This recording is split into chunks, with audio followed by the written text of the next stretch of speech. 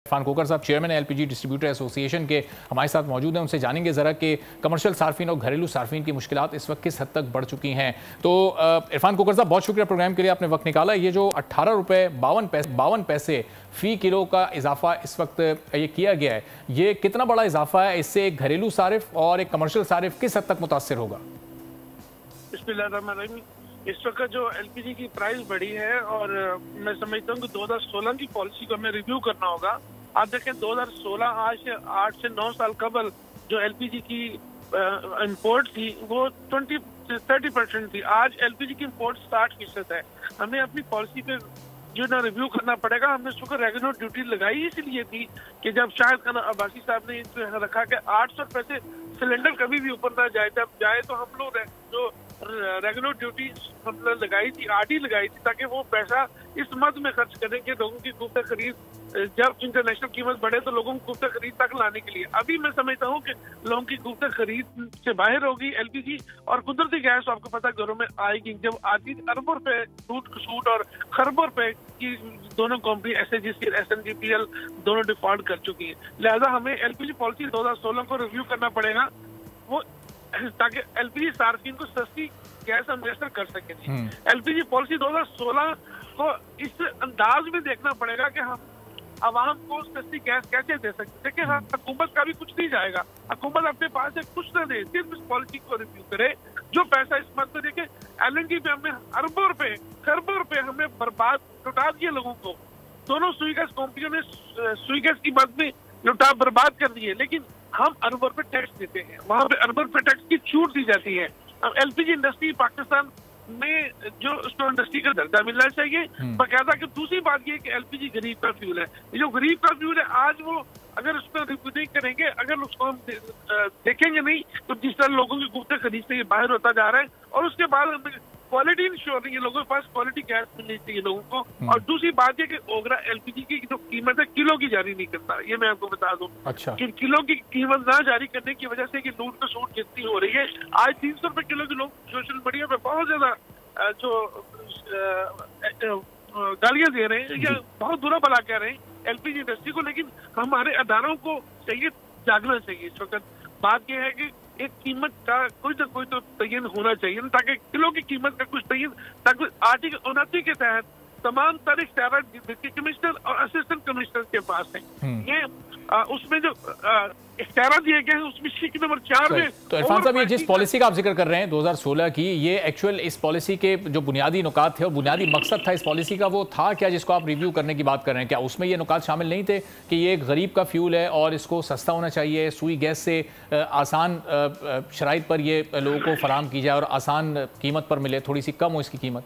Sir, वो उस policy में यही तो था कि गरीब का फ्यूल 800 रुपए का डोमेस्टिक सिलेंडर 11.8 केजी का मिलना चाहिए। जब ऊपर जाएगा तो हमने जो आरडी ड्यूटी लगाई थी, जो जिसमें अरबों रुपए की मद में टैक्स जमा हुआ, वो हमने बनाई इसीलिए थी। शायद खान अब्बासी साहब का नाम तो इसलिए बार बार कोट कर रहा हूँ, वो कह रहे 800 रुपए से सिलेंडर ऊपर नहीं होना चाहिए लोगों की। उस वक्त की जब डॉलर 104 रुपए का था। अच्छा। बात यह है कि उस वक्त इम्पोर्ट उस वक्त 20% थी, आज इम्पोर्ट 60% हो चुकी है, यानी इम्पोर्ट ज्यादा है। हमने कहा था कि जब इंटरनेशनल कीमत उस वक्त $300 की कीमत, आज आप देखिए $600-700 क्रॉस करती है। हमने वो पॉलिसी बनाई गरीब को रिलीफ। तो इरफान साहब, इसका मतलब ये जो 800 रुपए से सिलेंडर ऊपर नहीं जाएगा और आज ये सिलेंडर जो 3025 रुपए का मिल रहा है, तो ये कोई 4 गुना ज्यादा उस पॉलिसी से कीमत हो चुकी है। तो इसका मतलब उस पॉलिसी की वायलेशन हो रही है, और उस सूरत में उस पॉलिसी में क्या था? पॉलिसी की वायलेशन हो रही है, और मैं समझता हूँ अभी हमें एलपीजी पॉलिसी 2024 पे सारी चीजों को अमेंड करना पड़ेगा, ताकि आवाम को उसकी देखने से बात यह कि आपने सुई गैस कंपनियों को खुली छूट दे रखी, अरबों रुपए साल के साल बर्बाद करते। एलएनजी को आप वहां पे टैक्स छूट देकर वहां डालते और अरबों रुपए की चोरी कर देते। आप देखें कोई कंपनी ऐसी है जो इसमें बैंक डिफॉल्ट नहीं कर, दोनों डिफॉल्ट कर चुकी है। एक बाहर तो इरफान साहब, ये बताएगा कि ये पॉलिसी वायलेशन की सूरत में किस इदारे को हरकत में आना था, किसको कार्रवाई करनी थी, पॉलिसी पर अमल दरामद किसका काम था मुमकिन बनाना?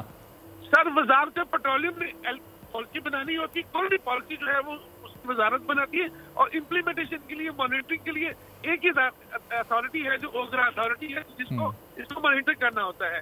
मैं फिर एक दफा गुजारिश करूंगा चेयरमैन ओगरा ने बहुत अच्छे इकदाम किए, लेकिन अभी वजारत पेट्रोलियम या आने वाले जो हुकूमत होगी वो इसको कर सके, चूंकि सेटअप में मुमकिन नहीं है ये चीजों को करना मुमकिन, क्योंकि एलपीजी पॉलिसी में बहुत से एतराज उठाए जा चुके हैं। लेकिन मैं यहाँ पे यूनाइटेड बिजनेस ग्रुप को मुबारकबाद पेश करूंगा कि एफपीसीसीआई का इलेक्शन उन्होंने क्लीन स्वीप किया।